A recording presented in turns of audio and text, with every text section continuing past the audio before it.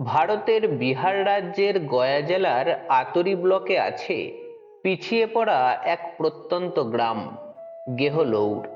গ্রামটিকে পাশের শহর থেকে বিচ্ছিন্ন করে রেখেছে মস্ত এক পাহাড়, তার নামও গেহলৌর।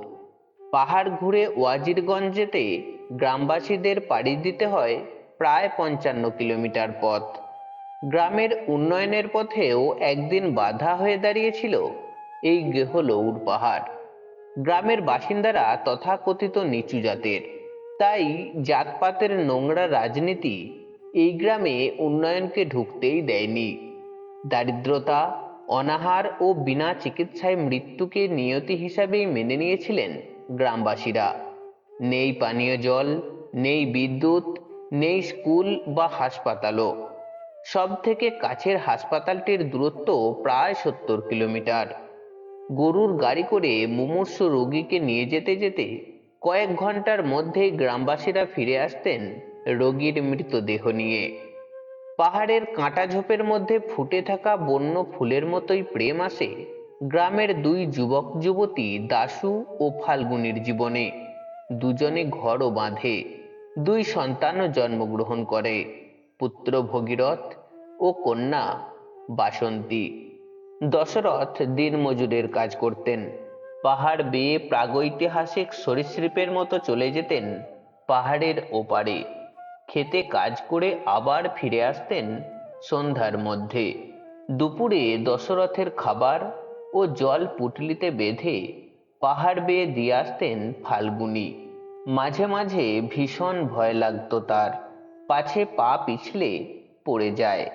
তবুও অনেক কষ্টে পৌঁছান দশরথের কাছে। দশরথ রোজ বারণ করে ফাল্গুনীকে খাবার নিয়ে আসতে, কিন্তু কথা শোনে না ফাল্গুনী। সারাদিন মানুষটা না খেয়ে থাকবে? কোন ভোরে ছাতু খেয়ে পাহাড়ে উঠেছিল, সে ছাতু কি আর সারাদিন পেটে থাকে? 1959 সালের এক নিস্তব্ধ দুপুর। সেদিনও দুপুরের কড়া রোদে উত্তপ্ত হয়ে উঠেছিল গেহলৌর পাহাড়। ওদিকে ফাল্গুনীর জন্য অপেক্ষা করেছিলেন দশরথ। ফাল্গুনীর আসতে দেরি হওয়ায় দশরথের মনে শঙ্কা দেখা দেয়। দেরি হচ্ছে কেন? তবে কি কিছু বিপদ হলো? উৎকণ্ঠা বাড়তেই থাকে তার। ওই তো কে যেন আসছে পাহাড় বেয়ে।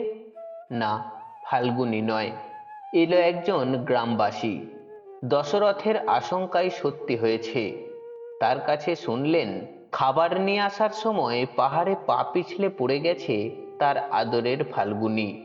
ফাল্গুনের রক্তাক্ত দেহ গ্রামে নিয়ে যাওয়া হয়েছে। যত দ্রুত সম্ভব তাকে নিয়ে যেতে হবে 70 কিলোমিটার দূরের হাসপাতালে। ছুটতে ছুটতে গ্রামে পৌঁছে ফাল্গুনীকে গরুর গাড়িতে তুলে হাসপাতালে নিয়ে যাওয়ার পথেই দশরথের কোলে মারা যায় তার আদরের ফাল্গুনী। এলোমেলো হয়ে যায় দশরথের জীবন, হারিয়ে যায় তার রুক্ষ জীবনের একমাত্র ভালোবাসাটুকুও। দশরথের সমস্ত রাগ, ক্ষোভ, অভিমান গিয়ে আছড়ে পড়ে নিষ্প্রাণ পাহাড়ের উপর। প্রিয়তমার মৃত্যুর প্রতিশোধ নিতে শেষ সম্বল ছাগল বেচে দিয়ে কিনলেন হাতুড়ি আর শাবল। শপথ নিলেন পাহাড়কে আর কারোর প্রাণ নিতে দেবেন না। যে পাহাড় তার ফাল্গুনীকে কেড়ে নিয়েছে, তার বুক নিজের হাতে চিরবেন তিনি। বানাবেন রাস্তা, যাতে গ্রামের মানুষ দ্রুত হাসপাতালে পৌঁছাতে পারে, গ্রাম অভিশাপ মুক্ত হতে পারে। ডিনামাইট নেই, পাথর কাটার মেশিন নেই, আর দশরথ রাস্তা বানাবে? ঠাট্টা তামাশা করতে থাকেন গ্রামবাসীরা। কিন্তু দশরথ তার সংকল্পে অটুট থাকেন। 1960 সাল এক ভোরে সূর্য ওঠার আগে দশরথ নেমে পড়েন প্রকৃতির সঙ্গে মানুষের অসম লড়াইয়ে। হাতুড়ির ঘায়ে পাহাড়ের পাথরে দশরথ মাঝির ক্ষোভের ফুলকি ঠিকরে ওঠে। হাতুড়ির প্রতিটি আঘাত যেন স্ত্রী ফাল্গুনীর মৃত্যুর প্রতিশোধ। গ্রামের লোকেরা খবর পেয়ে দেখতে আসেন ভিড় করে। দশরথ কোনো দিকে তাকান না, কারোর কথা শোনেন না। দেহের সব শক্তি একত্রিত করে হাতুড়ির আঘাত হেনেই চললেন পাহাড়ের পাথরে। শরীর থেকে ঝর্ণার মতো ঘাম গড়ায়। গলা শুকিয়ে কাঠ হয়ে যায়, মুখে ফেনা ওঠে, হাত ফেটে বের হয় রক্ত। তবুও থামেন না অক্লান্ত দশরথ। এর চেয়ে অনেক যন্ত্রণা পেয়েছিল তার আদরের ফাল্গুনী। সারা দেহের হাড় ভেঙে চুরমার হয়ে গিয়েছিল। একসময় দিনমজুরির কাজও ছেড়ে দিলেন দশরথ। নাওয়া নেই, খাওয়া নেই, ঘুম নেই তার। উন্মত্তের মতো পাহাড় কেটে চললেন। মাঝে মাঝে গ্রামের মানুষের বিভিন্ন জিনিস পাহাড় পার করে দিত সে। যে যা পয়সা দিত তাই দিয়ে কোনো রকমে সংসার চলে যেত তার। এইভাবে একদিন দুদিন করে কেটে যায় বছরের পর বছর। এর মধ্যে গ্রামে দেখা দেয় ভীষণ খরা। অনেক গ্রামবাসী গেহলৌর ছেড়ে পালান। দশরথের বাবা দশরথকে বোঝান তাদেরও চলে যাওয়া উচিত, কিন্তু দশরথ সবাইকে শহরে পাঠিয়ে নিজে গ্রামে থেকে যান। এই পাহাড়ের পাশেই যে শুয়ে আছে তার আদরের ফাল্গুনী, তাকে ছেড়ে সে যায় কিভাবে? কেটে যায় 10টি বছর। গ্রামের লোক অবাক বিস্ময়ে তাকিয়ে দেখেন পাহাড়ের গায়ে এই 10 বছরে একটা বড় ফাটল বানিয়ে ফেলেছে দশরথ। ফাটলটা ধীরে ধীরে বাড়ছে। রোদ ঝড় বৃষ্টিতে সবাই যখন ঘরের নিরাপদ আশ্রয়ে, দশরথ তখনও চালিয়ে যান তার হাতুড়ি। এভাবেই কেটে যায় 22টা বছর। 1982 সাল। শেষ পাথরটি কাটার পর দশরথ তীব্র আক্রোশে সেটি লাথি মেরে গড়িয়ে দেন ঢালু পথে। তারপর কান্নায় ভেঙে পড়েন। চোখের জলে ভিজে যায় গেহলৌরের আকাশ, থমকে যায় বাতাস। আচমকাই মেঘ ভাঙা বৃষ্টি নামে। খবর পেয়ে গ্রামের লোক ভিজতে ভিজতে ছুটে আসেন। অবাক হয়ে দেখেন পাহাড়ের বুক চিরে শুয়ে আছে 360 ফুট লম্বা আর 30 ফুট চওড়া একটা রাস্তা। গ্রামবাসীরা দশরথকে কাঁধে তুলে নেন। দশরথ কোনো কথা বলেন না। তার চোখ দিয়ে বইতে থাকে অবিরাম জলের ধারা। রাতে যখন আকাশে পূর্ণিমার চাঁদ ওঠে, দশরথ গিয়ে দাঁড়ান পাহাড়ের কোলে, সেই ছোট্ট ডোবাটির ধারে যেখানে তার প্রিয়তমার চিতা দাও দাও করে জ্বলে উঠেছিল কোনো এক সন্ধ্যায়।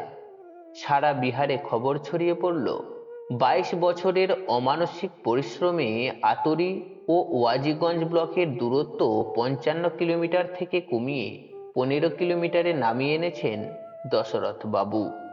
গ্রামে ভিড় করে সংবাদ মাধ্যম, কিন্তু তিনি চুপ, নিশ্চল। তিনি নামবেন আর এক যুদ্ধে।